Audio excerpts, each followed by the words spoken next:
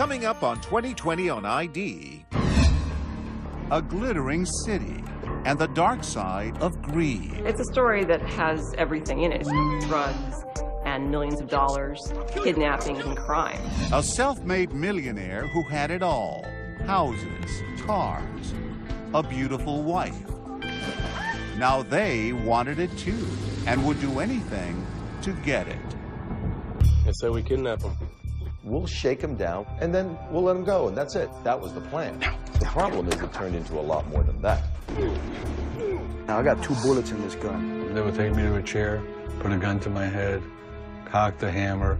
And that starts the making of the perfect crime. If you don't take them off the street, they're going to do this again. Hot, violent, Look behind you, I'm coming for you. and inspired by envy and betrayal. I'm gonna get you. Revenge for real. Miami. Welcome to 2020 on ID. I'm John Quinones. Sometimes the truth really is stranger than fiction.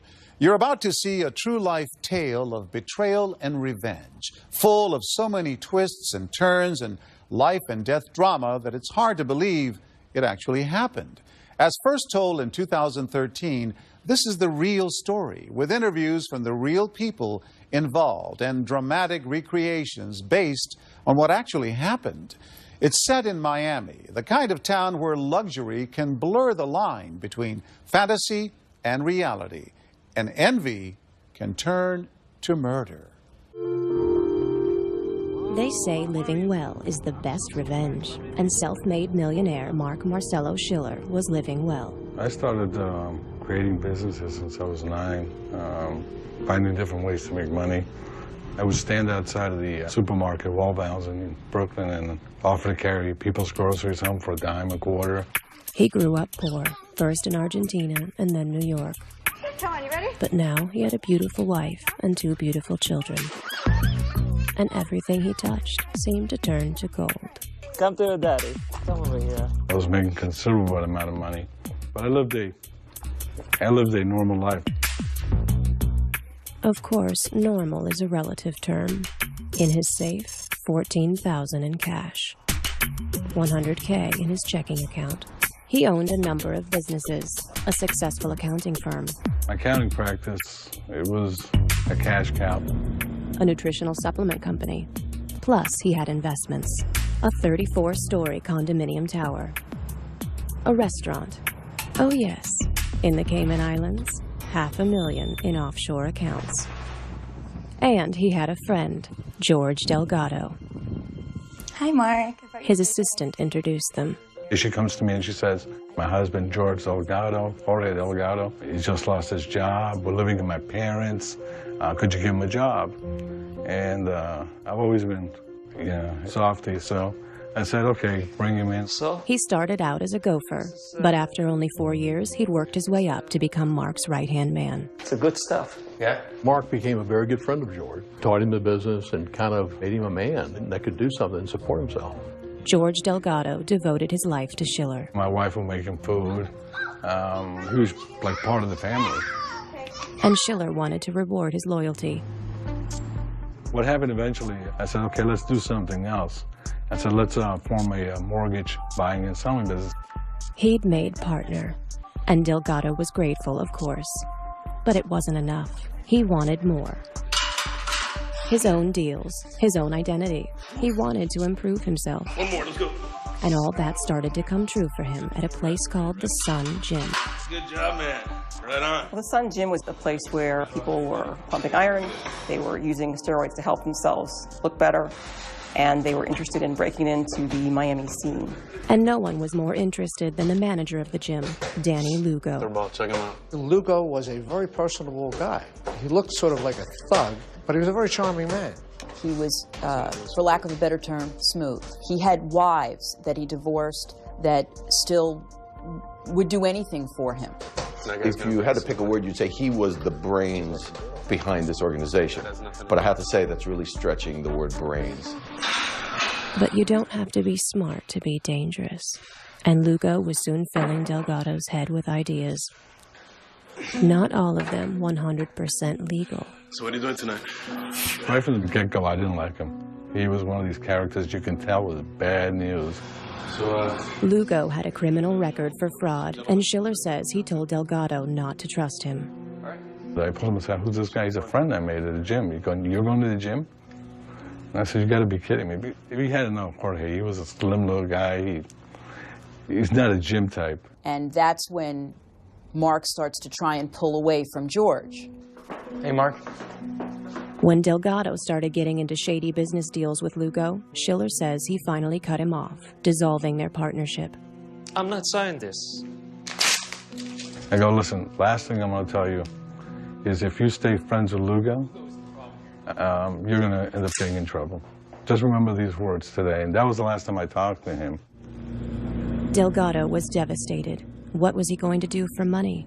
He was back to square one. George Delgado feels at some point that he was shortchanged. He actually had George believing somehow that Mark had cheated him out of $200,000. And George felt he needed to be vindicated. George Delgado wanted revenge. Gym manager Lugo and his buddy Adrian Doorball commiserated. Nice. And took him to the place they always went when they wanted to think. They told Delgado Schiller wasn't his friend. What's up, buddy? What's on your mind? Why you look so They told him Schiller had ripped him off. We're here to help. And they had a novel idea how to get what was owed to him. I'm thinking, we kidnap him. Coming up, what drives a man to betray his mentor? They all wanted what they didn't have and decided that it would be theirs for the taking. They have tasers. They have guns. Come on, come on! What Schiller didn't know was what these guys were going to do next.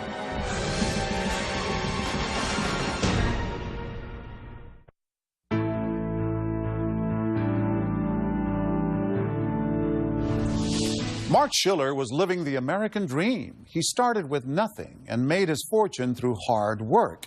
His protege, George Delgado, wanted that dream too, and he was a young man hungry to rise in the world.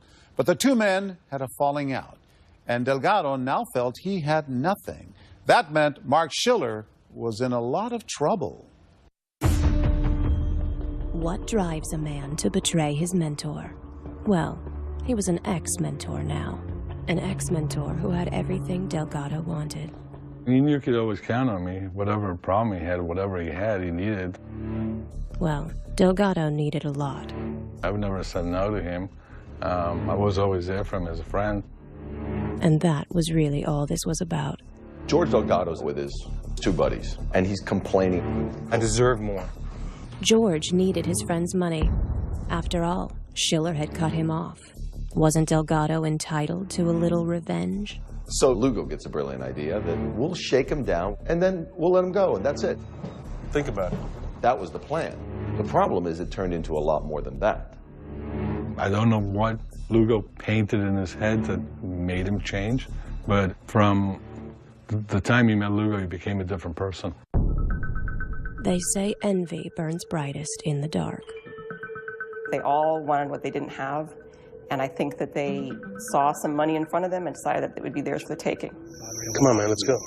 Of course, not every plan emerges fully grown. The attempts that they made to kidnap Schiller so they could force him to return the money, if this case wasn't so tragic, would be comical. It looks like he's home. They were so inept. They made attempt after attempt, hiding under blankets in his front yard, dressed as ninjas, to capture him, only to be thwarted by the headlights of an approaching car. Abort, abort.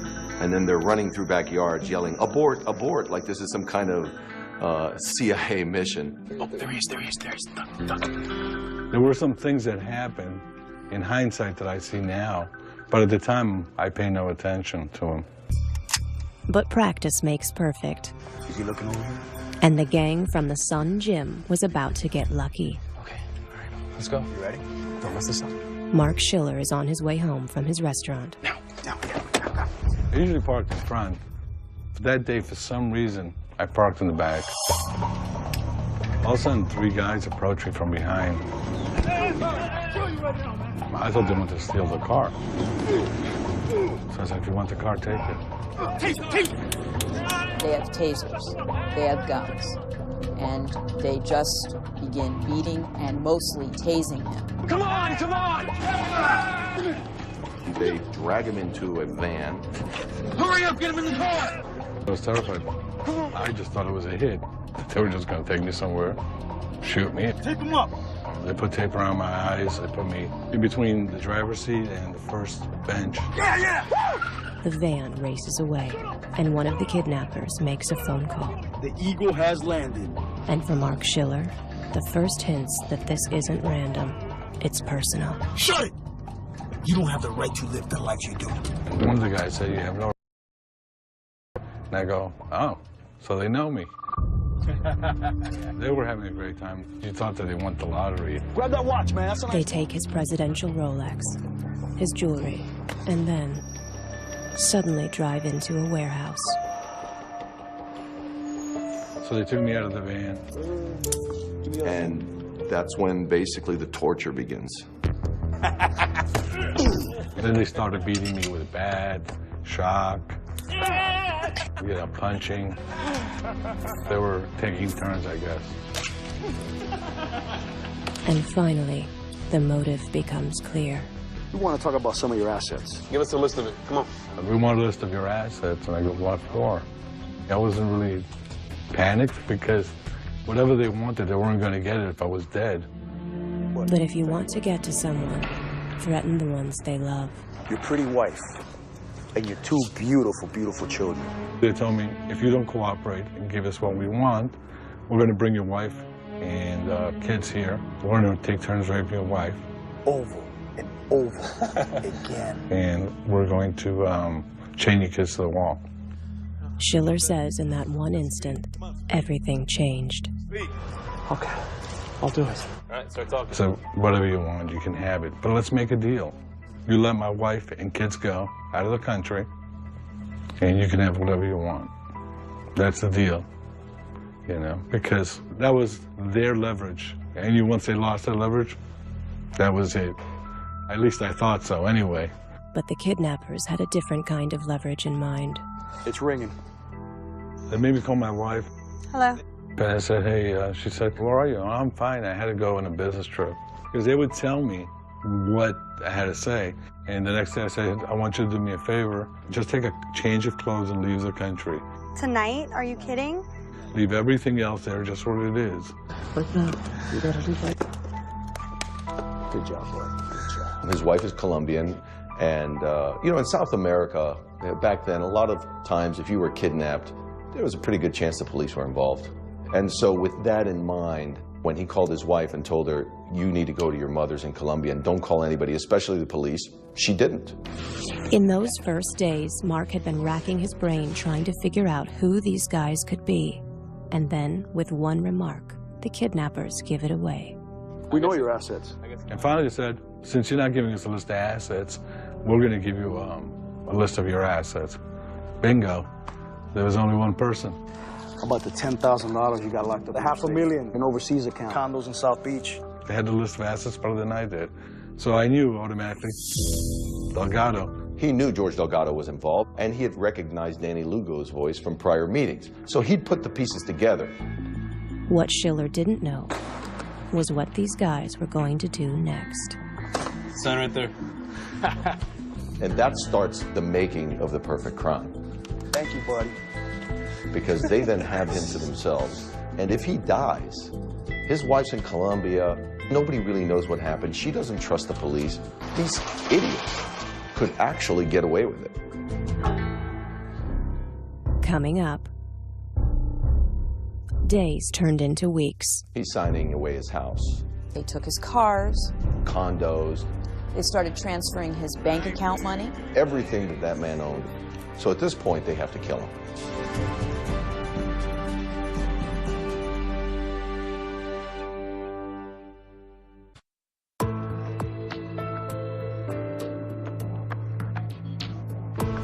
George Delgado and his friends have kidnapped Marc Schiller, Delgado's former mentor. They've beaten him and threatened his family unless he turns over his assets. Following their instructions, Schiller has talked his wife into leaving the country with their children. As bad as all that is, the really bad part hasn't even started yet. And Schiller knows that his once good friend Delgado is one of the men responsible. What was it like for Delgado, standing in the shadows while his associates torture his friend? How he must have suffered. But there were compensations. It's huge, man. Look at this. Before Marc's wife and kids were even on the plane, they had moved into Schiller's house. They liked that house. In the mid-90s, that was an expensive house in Miami. It was in a gated community in an upscale development. The servant had become the master, and life was good. They told the neighbors that they were in the CIA. And the neighbors bought it. Back at the warehouse, they started forcing Marc to sign over his assets to them. Each of them had a role. Lugo was the leader and investment guru. With the first money they took from Schiller, he invested in IBM. Doorbal was the muscle. Delgado provided the inside information. Well, they started transferring, consolidating all my accounts. I had money in my brokerage accounts, my IRAs. My DJ and Associates, which was my accounting company. The procedure was always the same. They would take me to a chair, put a gun to my head, cock the hammer, and make me talk to the banker and tell them. And a couple of times I had problems because some of these people knew me. Hi, this is Mr. Schiller here. They knew this was normal. If he refused, the cruelest game of all. Finally, they said, we're going to play a game. Let's see if you know the game. Now, I got 2 bullets in this gun. It was Russian roulette. Spin the thing right next to me so I would hear it and fire it. During those weeks, they did more to him than I think people suffer as prisoners of war in horrible countries. So they pulled the trigger right. They would all start laughing hysterically, and they were all like, they couldn't stop. Bam! There was some of it that clearly was just for pleasure. All of a sudden I hear fire. Then again, fire. 6 times they burned my arm. I mean, my arm was all burned. It wasn't like they would hit him or burn him or torture him when they wanted him to sign something and he refused. They were getting their jollies off here. They were getting excited about torturing this man for no reason. I was just numb. I mean, it was just, you're almost at the point where you're going to be unconscious. They fed him very, very little. He lost, according to him, about 40 pounds. And each day, another asset disappeared. Sign right there. They're putting documents in front of him and saying sign. Now he can't see. He's just putting his pen down, they're putting it on the paper, and he's signing his signature. Days turned into weeks, and they realized, why stop at just a couple of $100,000? Why not take it all? His companies, his real estate investments, his offshore accounts in the Caymans. He's signing away his house. They took his cars. Condos. They started transferring his bank account money. Everything that man owned. It was actually kind of remarkable that one of the checks was signed sideways. So on some checks, his signature goes across, on some it's below the line, and on some it's actually vertical. They even started selling the furniture and paintings in the house. They took everything in the house. They took the jacuzzi, the light switch cover plates. They took all my pictures, all my videos that I had of the kids. They became me. They were living in my house, sleeping in my bed, using my credit cards, driving my car. But the horrible part was that as each asset disappeared, Schiller knew he was one step closer to death. Yeah, if you lied to us, we're going to kill you. I'm saying to myself, well, they're going to kill me anyway, so what's the difference? 3 weeks have gone by, and Lugo, Doorbal, and Delgado are starting to realize they won't need Schiller much longer, and his presence in the world is starting to be inconvenient. There's just one last asset. They bring me over to the table, and they go, you're signing your death sentence. I knew it was my life insurance policy. I had $2 million. They force him to sign it over to one of Lugo's loyal ex-wives. Now there's nothing left for Marc to sign away. So at this point, they have to kill him. They devised this plan. They've had him calling his lawyer. They've had him calling and making excuses that he has a girlfriend and he's going through a midlife crisis, and just they're kind of setting up his disappearance. On day 30, they let him speak to his family one last time. Hello, honey. It's me. They let me call my wife, and that was the hardest phone call for me. And she puts his 5-year-old son on the phone. And I knew I was talking to him for the last time. And that I really felt, because at that point my son was 5 years old. But at that point, I knew I wasn't going anywhere. You know, next place was, 6 feet under. It wasn't going to be back home, so. We got this. Lugo, Delgado, and Doorball know just how to dispose of Marc Schiller. They actually have a pretty good plan. Their plan is they bring his SUV to the warehouse. They're going to put him in it. They're going to crash the vehicle with him inside and make it look like a drunk driver. They gave me some concoction to drink.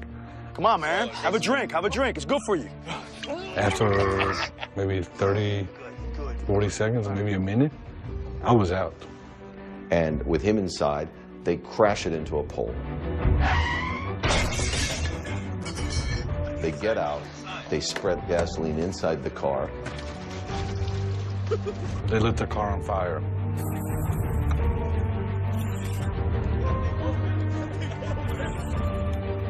Their revenge seems complete, and now 2 million reasons to make a fast getaway. But just as they're about to leave, the most annoying thing happens. Somehow or other, I was able to get out of the car. The flames revive him enough that Marcelo Schiller opens the door to the car and stumbles out of the flaming car. Marc Schiller still isn't dead, but Doorball and Lugo are up to the challenge. Doorball is screaming, "Run him over." Run him over. Run him over. Boom, they drive over him with their car. And then they put it in reverse and they back over his body. So at this point, he's got to be dead. They say if you want something done right, you have to do it yourself. But there's one small problem. Schiller isn't dead. Coming up. I survived. Who would have thought that he would survive all of that? But he did. I woke up and I said, oh my God, I'm alive. And now, he wants revenge. If anybody did that to you, wouldn't you want to get back at them somehow? I'm going to get you. Look behind you. I'm coming for you.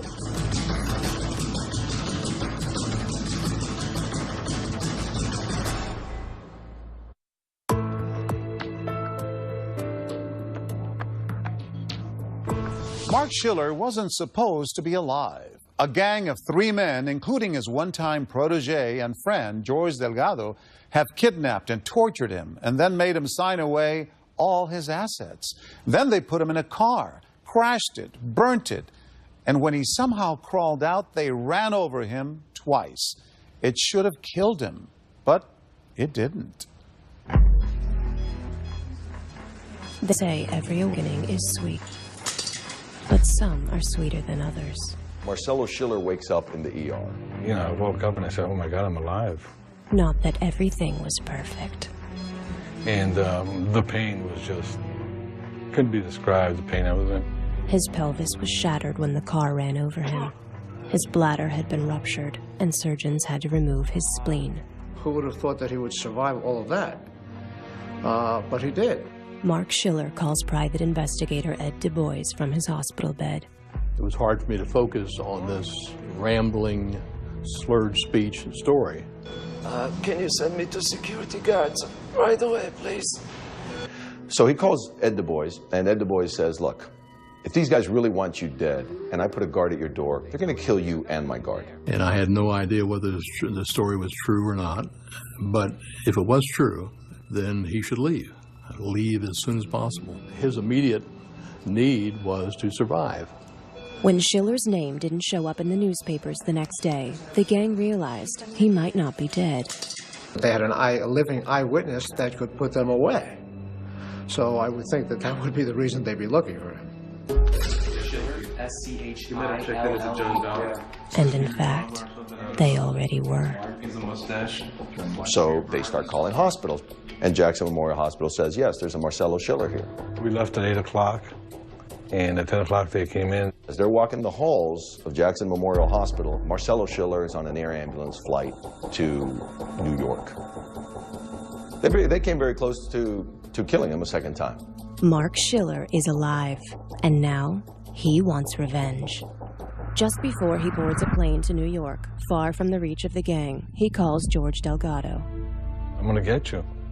Look behind you, I'm coming for you. Well, I mean, just look at it this way.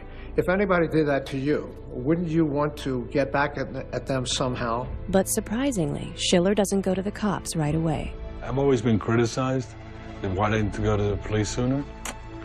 He has his reasons, which would become clear soon enough. Meanwhile, he hires his own private investigator to look for evidence. The feds always say, follow the money.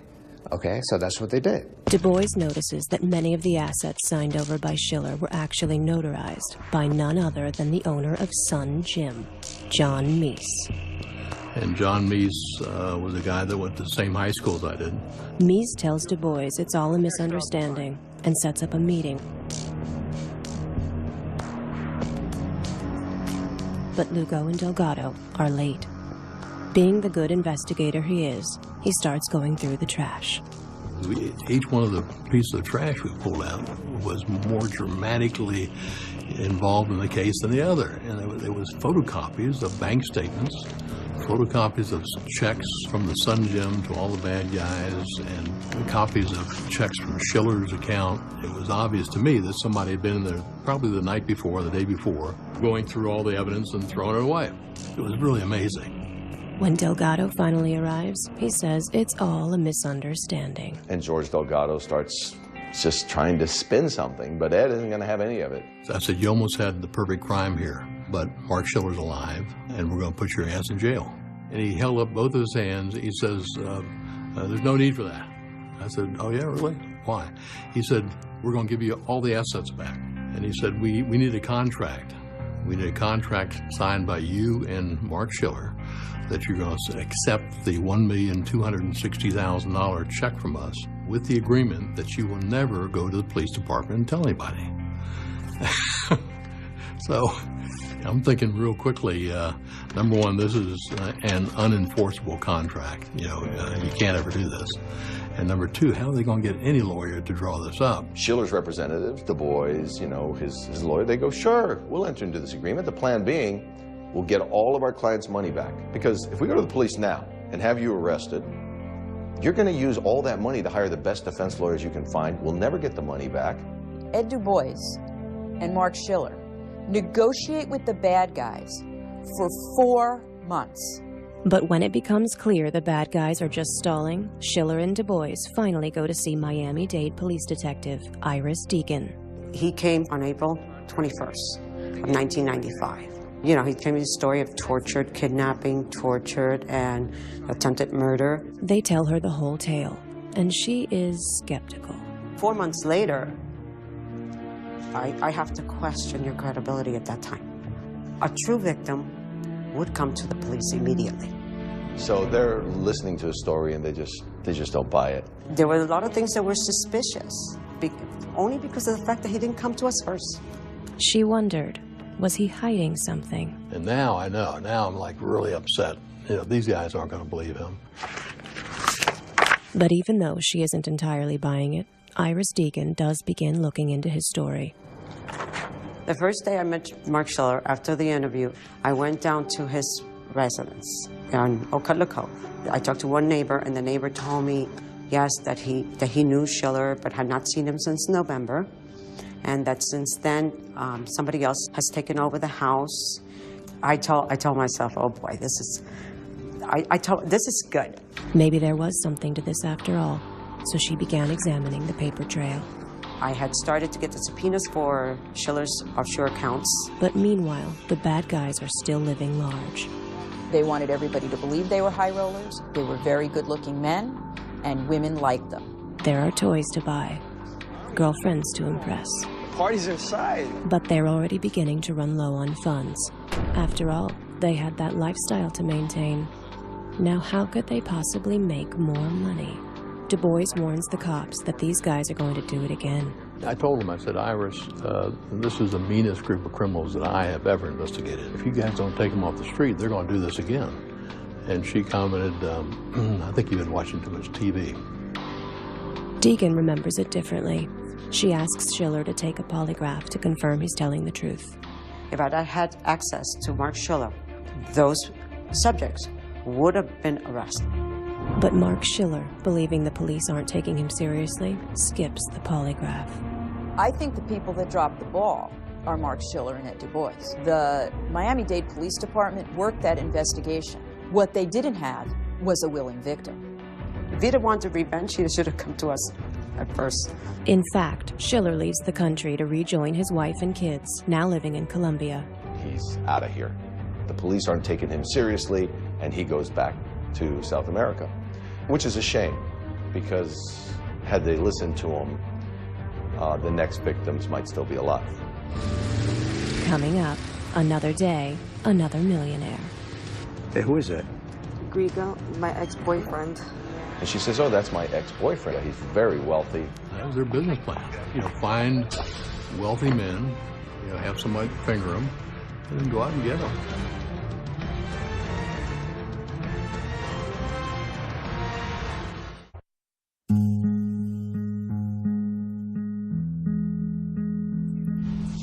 After surviving a brutal attack, Marc Schiller has two goals: get his money back and get justice for what he suffered. But his attempt to negotiate for his money has failed. And when he goes to the police, they aren't sure they believe him. Delgado and his crew are still on the loose, and Miami's crime rate is about to go up. The Sun Gym gang was running out of money and looking for a new target. Who owns that one, you know? They were just about to find him. In the 90s, in exclusive Miami social circles, yellow was the new black, and everyone loved to show off. Hungarian millionaire Frank Griga fit right in. And he was a guy who was living the American dream. He had a beautiful house in Sunny Isles. He had a beautiful girlfriend. He felt like the world was his, and it was. Griga had made his millions in a new all-American innovation: phone sex. He had a yacht, a palatial mansion, a bombshell girlfriend named Christina Furton, and now a set of stalkers who were looking to pull off a repeat performance of what they'd done with Marc Schiller. It was Doorball who had found him. Noel Doorball is sitting there with his girlfriend, stripper, going through her photo album, and he sees a picture of this young guy next to a beautiful yellow Lamborghini, and he said, hey, who is that? Grigo, my ex-boyfriend. And she says, oh, that's my ex-boyfriend. He's very wealthy. They had a business plan. That was their business plan. Find wealthy men, have somebody finger them, and then go out and get them.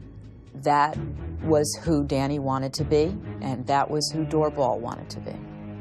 They wanted to be Frank Griga, but they weren't. I would say about $1.5 million, $2 million. Lugo and Doorball approach Griga with a business deal and ask him and his girlfriend over to Doorball's apartment. They bought everything they need for the kidnapping. They bought Rompum, a tranquilizer that is used on horses. They're going to take everything they had, just like they did with Marcelo Schiller. There was a ruse, a plan. Doorball would take Frank into the bedroom. Definitely want to take a couple days, think about it. But right from the start, it goes terribly wrong. Danny Lugo is sitting with Christina Furton, and Noel Doorball says to Frank, oh, come on in the bedroom. Put some cables through the roof. Nice. But she starts hearing this clamoring and this banging and all this stuff. And she gets up and is shocked to find Griga in a chokehold and is basically killing her. Doorball was a steroid user, a man that I don't think knew his own strength.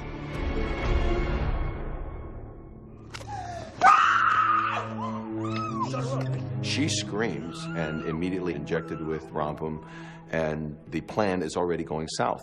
Dude, he doesn't have a pulse. What the hell? Before they ever get a dime. Frank Griga is now dead, and they don't have a penny. Certain recriminations are voiced. Saw him, bro. He started fighting with Jeez. They amuse themselves until she starts coming to. They resolve that they can at least get Christina to get them into Griga's mansion. And as she comes to, she starts crying and asking to see Frank, who she saw just hours ago being murdered. And they say, we'll let you see Frank. What are the codes to the house? I don't know. I don't know. They slap her. They ask her for the codes. But they've injected her with horse tranquilizers. So she's not the most coherent, and she's certainly not the most cooperative. But they keep pushing her, and they inject her with some more, and she rattles off some numbers, which they write down.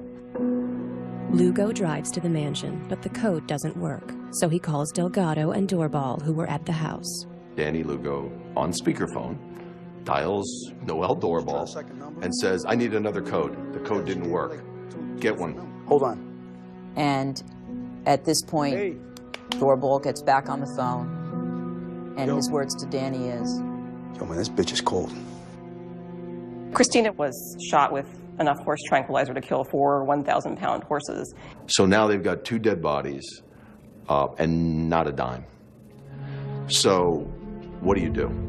Mr. Lugo went to Home Depot and used his own credit card to purchase power saw to dismember the bodies. And the case is particularly gruesome in that respect because the chainsaw gets caught in Christina's hair and it tangles up and it won't work. So they just throw it aside and they pull out their trusty axe. And they were put into one of those big oil drums. Then they disposed of them someplace in the Everglades. They say each man's death diminishes us. But does it diminish us less if we get to drive his Lamborghini? Meanwhile, Frank and Christina are missing, and their friends and family are frantic. They call the police. And where were they last seen? Well, they were last going to dinner with Danny Lugo and Noel Doorball. And somebody goes, what? Your life insurance policy. Weren't those the 2 guys that Schiller guy told us kidnapped them? Homicide asked me if I was investigating the Marc Schiller case, and I told them I was. And they told me there had been a kidnapping. Well, I felt terrible, of course. And all of a sudden, everything hits the fan. You know, screw them. You know, they're paid to be detectives and do the case right, and they didn't do it. I got a call from Ed. Tells me that they did it again. 29213 18th Avenue South. On June 3rd at 7 a.m., 75 police officers swooped in to arrest Doorball and Delgado and their accomplices. Do you see Delgado? Where is he? Noel Doorball, George Delgado, all in custody. As they were being arrested, was each of them already starting to think about how to save his own skin? I didn't know at that time whether any of the defendants would wind up testifying against the other defendants and cut some kind of a deal for themselves. In fact, it would be George Delgado who ultimately cuts a deal. The man that betrayed his mentor would turn on his friends. He flipped right away. We made a deal with the devil. We wanted to know the information that we couldn't know because we weren't there. Who is it going to be that's going to be the least culpable, even though they're all bad? Doorball initially admitted to the abduction, but then stopped talking. Lugo had fled to the Bahamas, but was soon apprehended as well.